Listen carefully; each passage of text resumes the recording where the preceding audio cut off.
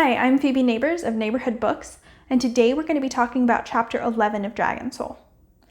Well, sort of. See, Chapter 11 takes place over the course of several weeks, and rather than trying to verbally take you through a time lapse, I'm going to focus in on how I create and develop new characters, because there is a new character in this chapter. So the first thing that I really have to work through when I'm creating a new character is why. Sometimes it's as simple as I'm making a new character because the world feels empty and there need to be people here. Sometimes it's as important as I have a story to tell and I can't do that without having a protagonist of some sort. That's how both Alicia and Connor came to be. But sometimes it kind of falls in the middle, as it does with Kaylee. See, Alicia is a recently rescued slave. She has lived her entire life in servitude. She doesn't really know how to interact appropriately with other people because she's never done so on a peer level and certainly not on an adult-child kind of relationship like what she will have with Kaylee. See, Kaylee is a very small child. She is the daughter of Locke, but she's nothing like him. She adores Alicia and follows her everywhere, every chance that she gets. And Alicia has no idea how to handle that. So Kaylee is here to teach her how to interact with other people, essentially.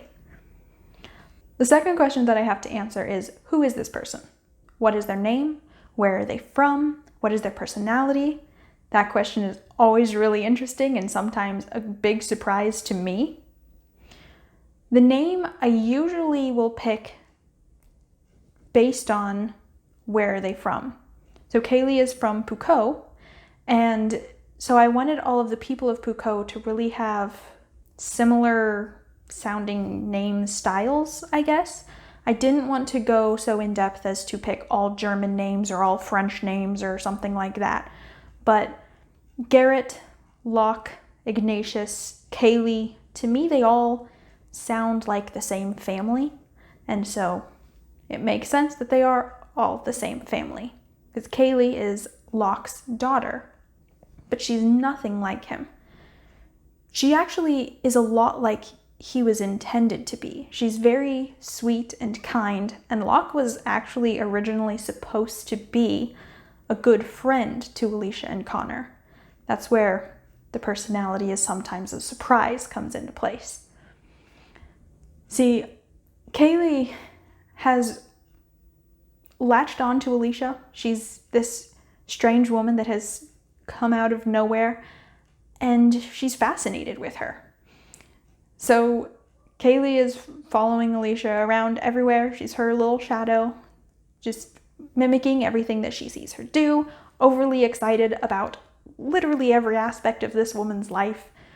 She's just a crazy little person. But she's also a lot of fun. And her personality really isn't based on anybody in particular, but she was just designed to be another character, a new personality that Alicia would have to learn how to interact with appropriately. Because, as stated before, Alicia has never had to deal with small children. And now suddenly, there's this kid that wants to just be glued to her side at all times. So in some ways, Kaylee is really just a device for Alicia to learn and mature socially. So for the personalities of my core major characters, like Connor and Alicia, Briganti, there are a couple of others that I'm not going to name yet because you haven't met them. Their personalities are really developed through interviews, I guess you could say, where I, as the author, will literally have imaginary conversations with my characters. I used to, while driving to and from school or work, just talk, just get to know my characters like I was getting to know a friend. I'd ask them questions about, where they came from, what their life was like growing up, what they think about various topics, and would just listen to their answers.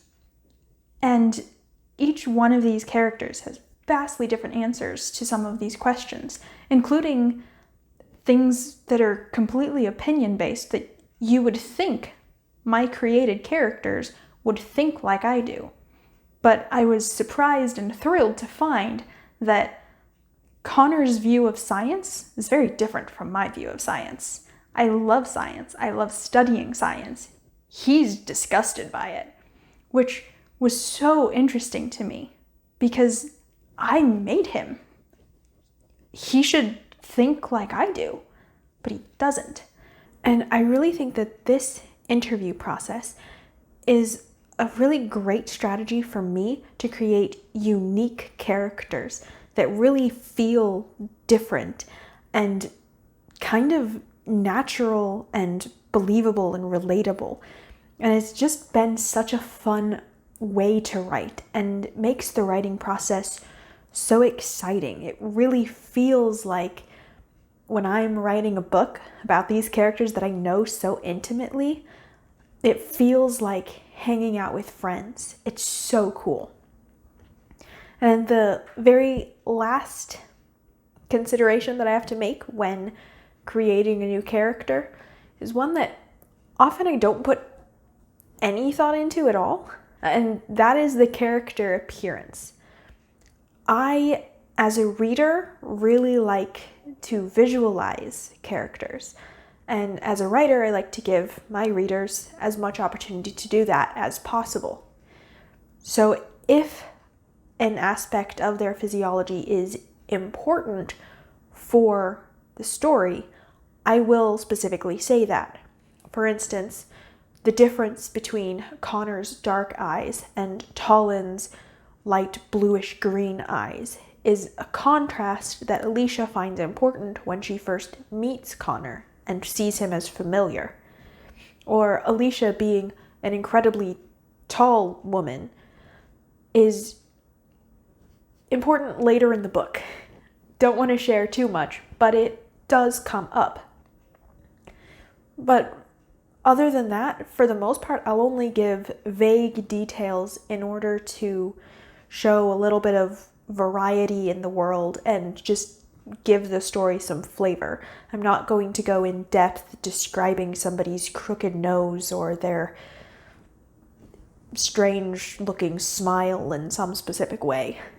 I don't like that level of detail. It limits the imagination of the reader.